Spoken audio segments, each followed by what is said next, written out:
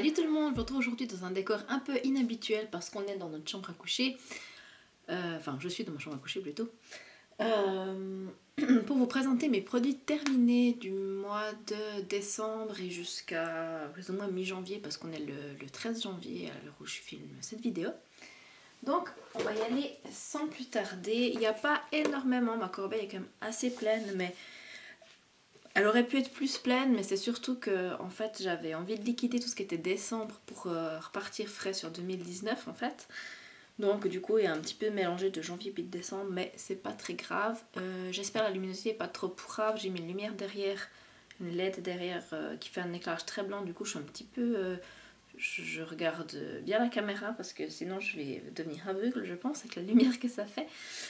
Mais dans tous les cas, c'est pour ça que je vous ai pas fait une vidéo Get Ready With Me aujourd'hui parce que justement j'avais pas des conditions idéales pour filmer. Il y a une mauvaise luminosité dehors et je peux pas filmer au salon parce qu'il y a ma fille et mon mari qui sont là et qui sont en train de jouer la console vidéo, donc ça fait pas mal de bruit. Donc je me suis dit que j'allais m'exiler dans ma chambre à coucher pour faire cette vidéo. Voilà, donc sans plus tarder, on va commencer avec les produits que je prends. J'ai mis la petite corbeille sur mes genoux. On va commencer tout de suite avec un produit qui était pour ma fille, donc c'était le Saponello, la marque Palieri, qu'on avait acheté en Italie. Donc c'était un produit pour la douche et qui faisait aussi pour les cheveux. Donc c'était à la pêche et puis sans parabènes. Donc voilà, on l'a trouvé bien. Après, nous on l'utilisait pas pour ses cheveux, on l'utilisait que pour son corps parce que j'aime pas trop les trucs tous en un. Je veux dire, ma fille maintenant elle a 3 ans et demi. Elle a des cheveux qui lui arrivent presque jusqu'aux fesses, elle a des très longs cheveux et du coup je préfère utiliser un vrai shampoing pour elle. Maintenant j'en utilise la gamme Garnier à l'abricot. Donc ça j'utilisais que pour le corps en fait et on a trouvé ça bien, on a déjà racheté. Je sais plus si j'ai racheté celui-là ou BD Bois maintenant, mais bref en tout cas de la marque, de cette marque Saponello là avec le petit raton laveur on a déjà racheté. Et ça coûte pas cher en Italie. J'ai terminé un gel douche de chez Yves Rocher, je l'avais reçu l'année passée à Noël de la part de ma maman. C'était vanille blanche, c'était l'édition de Noël l'année passée. Donc voilà, je l'ai utilisé que cette année, malheureusement j'ai un tel stock.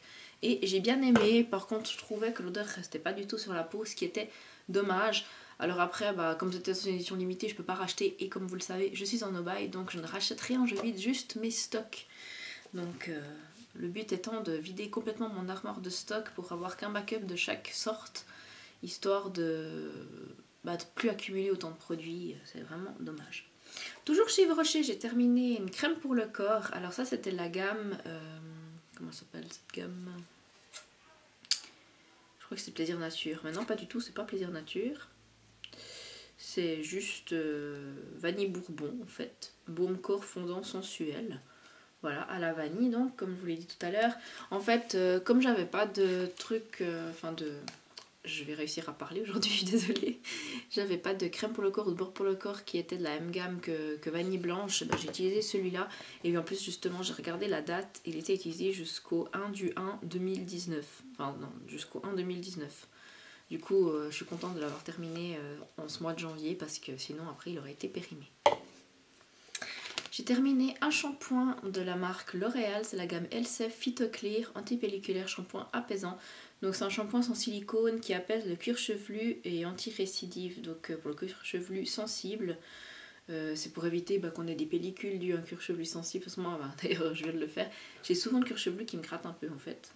Et aussi c'est un peu un tic que j'ai de me gratter en fait les cheveux quand je réfléchis, enfin de me gratter le cuir chevelu quand je réfléchis ou comme ça, ce qui me crée des petites pellicules, ce qui est assez ennuyant en soi. Et du coup j'ai trouvé bien cette gamme, donc je pense que je rachèterai. Je crois que j'en ai un dans le backup. De toute façon je vais pas le racheter maintenant, on est d'accord, hein, vu que je suis en no-buy et je dois finir tous mes shampoings, mais je le note pour le racheter après mon no-buy, mais il me semble sauf erreur que j'en ai encore un en backup, donc voilà, on est sauvé. Ensuite, c'est-à-dire qu'une fois que j'aurai fini celui que j'ai en backup, peut-être que je me rachèterai un shampoing en remplacement parce que j'aurai pas d'autres shampoings pour le cuir chevelu sensible, donc peut-être que je me rachèterai dans ce cas-là. Il faut que je regarde déjà ce que j'ai parce que je pense que j'ai d'autres shampoings qui font un peu le même effet, pas forcément de cette gamme-là. Ensuite, là je me sépare d'une de ces petites éponges, vous savez, c'est un peu comme un bain dissolvant, sauf que là c'était de l'huile pour prendre soin des ongles. Et en fait, il y a... Ça faisait tellement d'années que je l'avais, il commence à se sentir plus très bon et en plus de ça, il n'y a plus tellement d'huile dedans. Donc je m'en sépare. Je l'avais acheté en Allemagne il me semble. Je crois que je l'avais jamais vu chez nous. Et j'ai pas trouvé qu'il avait une super effet non plus, donc je ne rachèterai pas. Ensuite, j'ai terminé un bain dissolvant de la marque Sienne, c'est la marque de Lidl. Je le trouve vraiment super, il est sans acétone, il coûte vraiment pas très cher et il a des super résultats. Il enlève très rapidement le vernis à ongles sans abîmer trop les ongles, je trouve. Donc celui-là, je l'ai déjà, je l'ai en backup de toute façon et une fois que j'aurai terminé, comme voilà, j'aurai le droit de racheter, je rachèterai je pense celui-ci. Je crois qu'il est 4 francs 50 il me semble, ou 4 francs, je sais plus. Et il est vraiment très très bien. J'ai utilisé une jolie micellaire apaisante à la rose de Damas et au bleuet de la marque Saline de B. C'est un échantillon de luxe en fait, que j'avais reçu, je pense, de la marque. Franchement, je me rappelle pas si je l'avais reçu ou si je l'avais reçu à la pharmacie en achetant autre chose, mais parce que j'ai déjà racheté des produits aussi de Saline de B, hein, c'est pas seulement des produits. Ça brille vachement, je sais pas si vous verrez quelque chose. Ouais, ça a l'air d'aller.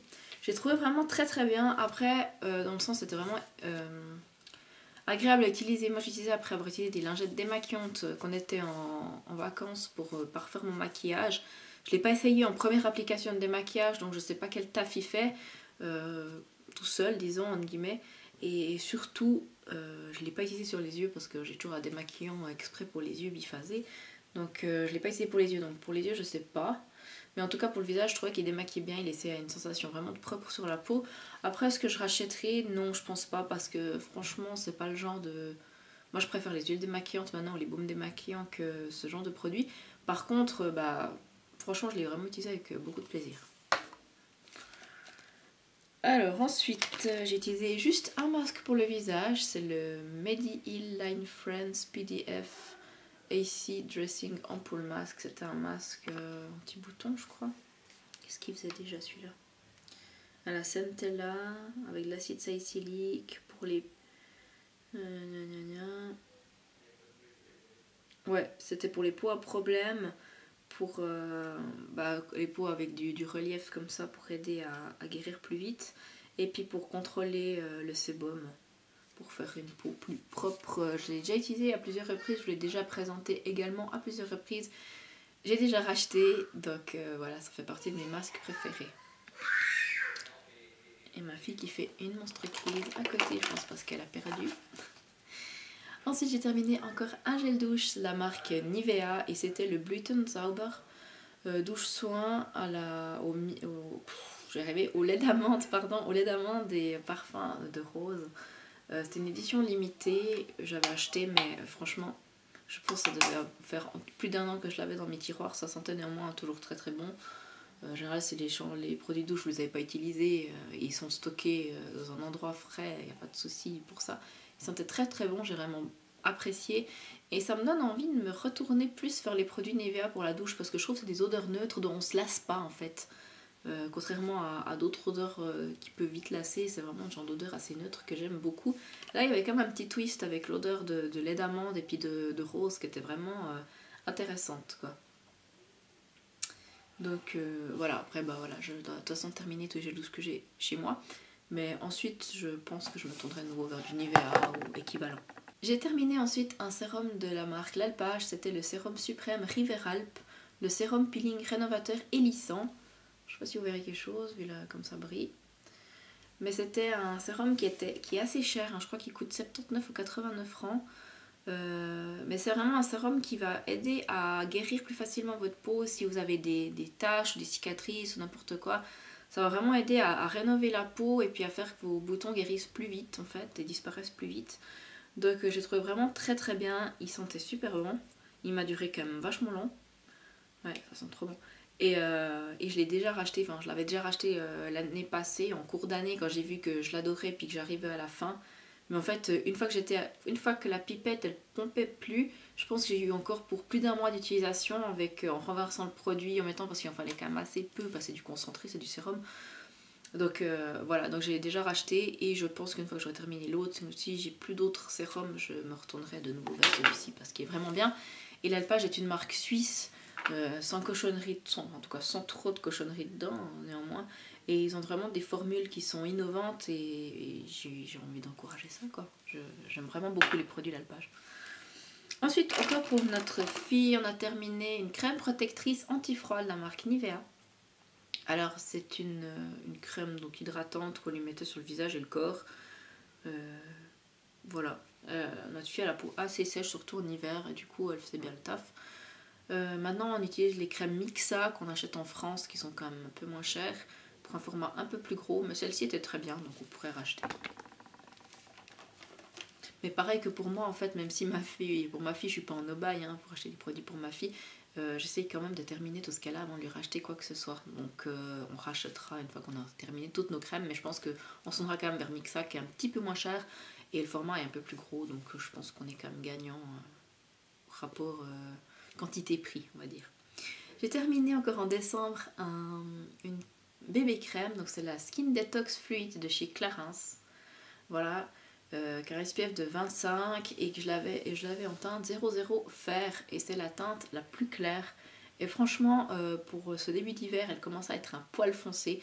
Mais ce qui est vachement bien avec, je sais pas si vous verrez comme elle est devenue toute place, ce qui est bien avec le flacon pompe en fait qu'il y avait, c'est que vous terminez vraiment jusqu'à la dernière goutte votre produit parce que ça le... Je pense que c'était comme dans une espèce de poche et ça a vraiment bien vidé le produit. Il n'y a jamais eu un produit si plat. Donc j'ai vraiment aimé que le fait que ce soit économique finalement parce que vous finissez à fond votre produit. Il y avait 45 ml, ce qui est quand même une contenance plus grosse que les produits pour le teint habituels. Normalement on est plus dans du 30 ml.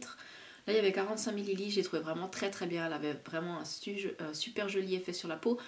Je pourrais éventuellement racheter, mais pas pour l'instant parce que de toute façon j'ai encore en stock une bébé crème de chez Clinique qui est neuve, pas entamée, et j'ai encore une bébé crème de chez Yves Rocher que je n'ai pas encore décidé si je l'aimais ou pas, si je la gardais ou pas. Dans tous les cas j'ai quand même deux bébés crèmes, dont une qui est encore neuve, donc celle de Clinique qui a aussi un SPF et qu'il faut que j'utilise avant de racheter de toute façon celle-là, mais en tout cas je la garde dans un coin de ma tête, c'était vraiment une très très bonne bébé crème. Voilà. J'ai terminé ma crème de nuit qui était la The Body Shop Seaweed. C'était gel de nuit rééquilibrant, donc pour les peaux mixtes à grasse. Je trouvais vraiment bien. En plus, c'était aussi avec un de ces flacons airless, donc vous perdez aucune goutte de produit, donc c'est top. Je trouvais vraiment bien, ça sentait bon, c'était bien hydratant. Et puis voilà. Après, est-ce que ça a contrôlé ma production de sébum le matin, parce que j'avais la peau moins grasse? Pas du tout, non. Par contre, je pense qu'il était quand même hyper agréable pour ma peau, pas trop riche et voilà. Donc après, je pense pas racheter pour l'instant parce que j'ai d'autres produits à utiliser forcément. Et je pense pas forcément racheter après non plus, on verra quoi. Mais c'était pas forcément un coup de cœur, mais il était bien. Ensuite, il me reste que du maquillage. Ouais, que du maquillage.